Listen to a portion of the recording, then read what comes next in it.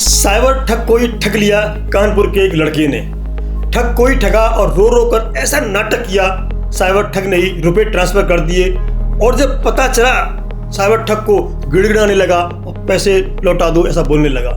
हुआ यूं कि बर्रा कानपुर के भूपेंद्र सिंह को साइबर ठग ने सीबीआई ऑफिसर बनके कॉल किया और बोला तुम्हारे नग्न और अश्लील वीडियो मेरे पास है। ठग ने मॉर्फ फोटो वीडियो जो एआई से बनी हुई थी भेजी और बोला तुम्हारे अगेंस्ट एफआईआर लिखी जा चुकी है, जेल जाने से बचना चाहते हो तो मुझे पैसे ट्रांसफर कर दो। बस फिर क्या था, भूपेंद्र सिंह समझ गया यह साइबर ठग है, फर्जी सीबीआई ऑफिसर है बन करके कॉल कर रहा है। लड़के ने ऐसी कहानी गढ़ी, ठग से ही 10,000 रुपये ट्रांसफर करा लिए अपने खाते में। ठग को पता चला कि भूपेंद्र ने उसी को चूना लगा दिया, तब फिर ठग गिड़गिड़ाने लगा और अपने पैसे मांगने लगा। भूपेंद्र ने आगे बताया कि सीबीआई ऑफिसर बनकर 32 मॉर्फ वीडियो और 48 मॉर्फ फोटो व्हाट्सएप पर भेजे और बोला तुम्हारे अगेंस्ट लड़की ने एफआईआर दर्ज कराई है और पुलिस तुम्हारे घर कभी भी पहुंच सकती है। तब मैं इसकी चाल भांप चुका था और इसी को फंसाने का प्लान बना चुका था। भूपेंद्र बोला, मैंने रोते हुए बोला अंकल जी प्लीज मेरी माँ को या परिवार वालों को मत बताना, नहीं तो मैं मुश्किल में पड़ जाऊंगा, जब मेरी माँ का निधन हो चुका है।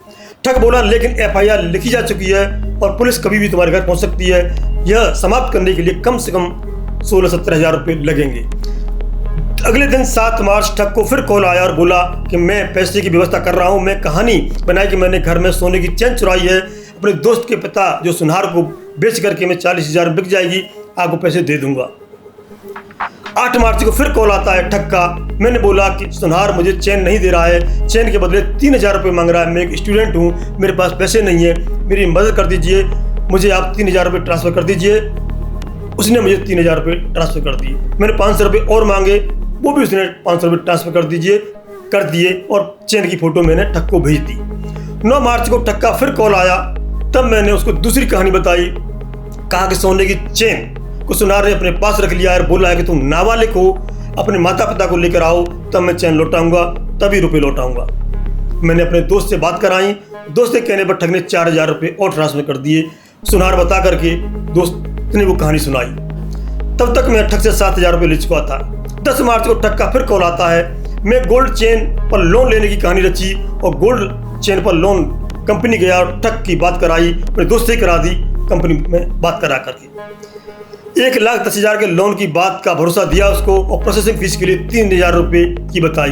ठग से कहा कि 3,000 रुपये मुझे ट्रांसफ़र कर दीजिए, 1,10,000 रुपये का मुझे लोन मिल जाएगा, मैं आपको 16-17 हज़ार रुपये दे दूंगा, मेरी एफआईआर ख़त्म कर देना। तब तक ठग मुझे 10,000 रुपये ट्रांसफ़र कर चुका था। जब 10,000 रुपये साइबर ठग मुझे ट्रांसफ़र कर चुका था, तब मैंने उसे बताया और ठग को समझ में आया कि ठग को ही मैंने ठग लिया और फिर वो जोर जोर से गिड़गिड़ाने लगा, रोने लगा और अपने पैसे मांगने लगा। यूं भूपेंद्र ने ठग को ही ठगा और 10,000 रुपये का चूना ठग को ही लगाया।